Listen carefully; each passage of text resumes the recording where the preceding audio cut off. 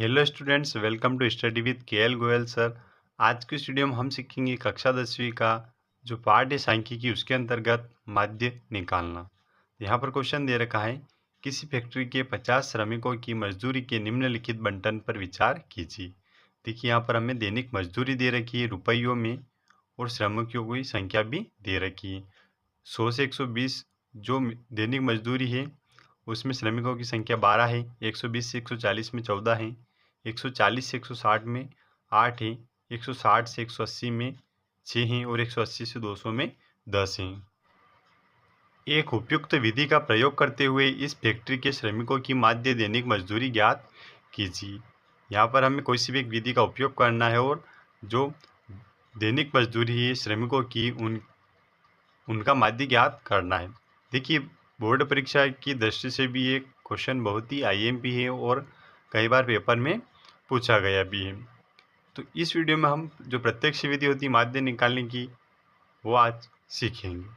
देखिए, हमें सबसे बड़ा कन्फ्यूजन क्या रहता है, जैसे कि दो मान हमें दे रखे, दैनिक मजदूरी रुपयों में और श्रमिकों की संख्या, पर इसके अलावा और सारे कई कॉलम भी बनते हैं, तो हम कितने कॉलम बनाए, ये सबसे बड़ा कन्फ्यूजन रहता है।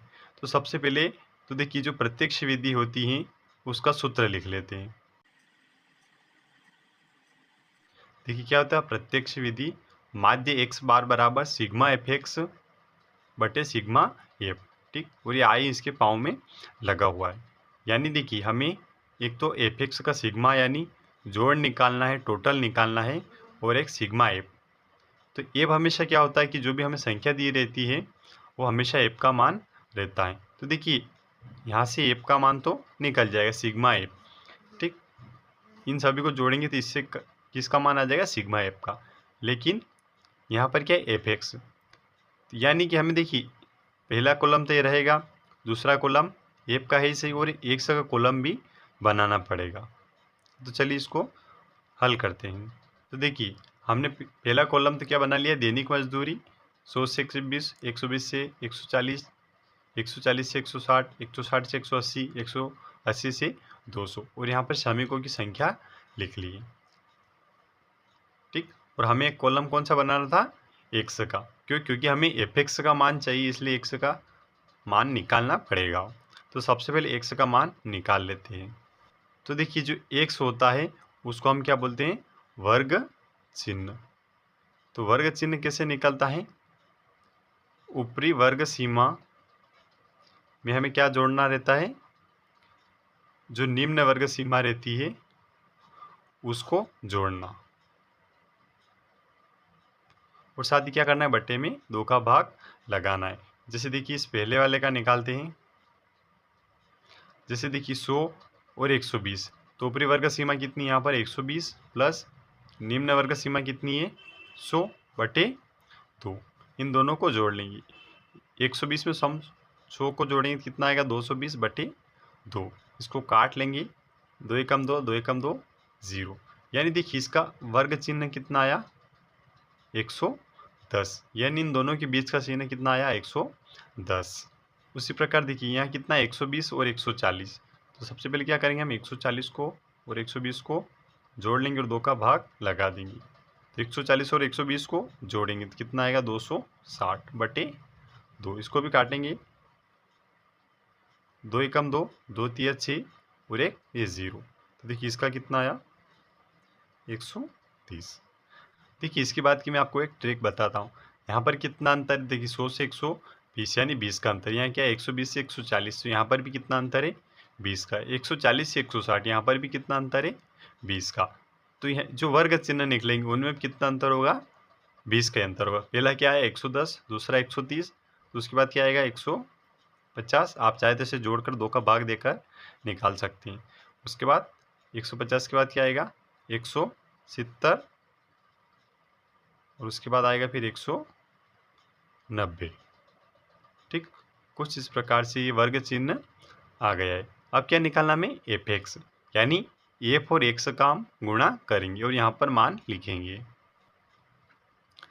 चलिए, तो देखिए हम क्या करेंगे, 12 में 110 का गुणा कर लेंगे। तो आपको क्या करना है, पहले 12 में 11 का गुणा कर लेना है, उसके बाद एक 0 लिख लेंगे। तो मैंने गुणा पहले से करके रख रखा है, तो यहाँ पर लिख लेते हैं ना। आप भी चाहे तो गुणा करके देख सकते हैं।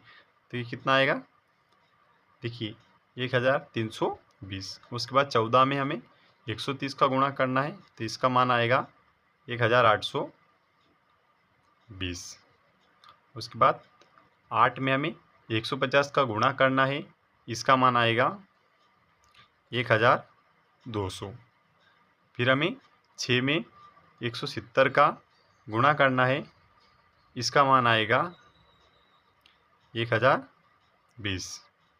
उसके बाद हमें 10 में 190 का गुणा करना है, इसका मान आएगा 1900। अब देखिए टोटल, तो सबसे पहले हमें इसका मान भी निकालना होगा, सिग्मा एफ का, यानी इन सब का जो। तो देखिए 12 और 14 कितने होते, 26, 26 8, 34, 34 6, 40 और 40 10 50। ये इसका मान आया 50। और वैसे भी हमें क्वेश्चन में दे रखा है कि ये जो क्या है, श्रमिकों की संख्या कितनी, टोटल 50 है। तो इसका सिग्मा निकाल लिया। अब हमें इसका सिग्मा निकालना है एफ आई एक्स आई का, तो इन सभी को भी जोड़ लेंगे। तो इन सभी को जोड़ने पर कितना प्राप्त होगा हमें, 7260। ठीक है, आप भी शायद इसका जोड़ करके देख सकते हैं।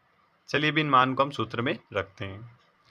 देखिए हमने यहाँ पर सूत्र लिख लिया है, माध्य एक्स बार बराबर सिग्मा एफ आई एक्स बटी सिग्मा एफ। और ये कौन सी विधि है, प्रत्यक्ष विधि।